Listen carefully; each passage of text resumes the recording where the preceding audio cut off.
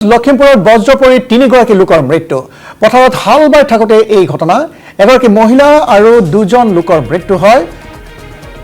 Jackson কাৰকাটা সালিল Har নামৰ দুজন লোক আৰু জয়ন্তী নামৰ এগৰাকী মহিলাৰ মৃত্যু হয় গুৰুতৰভাৱে আহত হয় এজন লোকক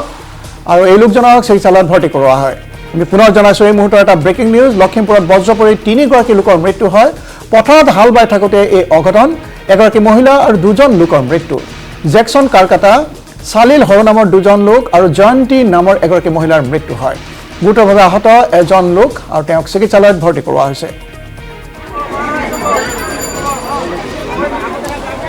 আৰু আমি আপোনালোকক দেখুৱাইছো এই দৃশ্য আৰু এই ঘটনাৰ পিছতে শোকত ভাগি পৰিছে স্থানীয় ৰাইজ আৰু পথাৰত হাল বাই থাকোঁতে এই অঘটন সংঘটিত হয় বজ্ৰ পৰি তিনিজন লোকৰ মৃত্যু হয় এগৰাকী মহিলা আৰু দুজন লোকৰ মৃত্যু হয় জেকসন কাৰকাটা সালিল হৰ নামৰ দুজন লোক আৰু জয়ন্তী নামৰ এগৰাকী মহিলাৰ মৃত্যু হয় আৰু এই বজ্ৰপাতৰ ঘটনাত আন এজন লোক গুৰুতৰভাৱে আহত হয় আহত লোকজনক চিকিৎসালয়ত ভৰ্তি কৰোৱা হৈছে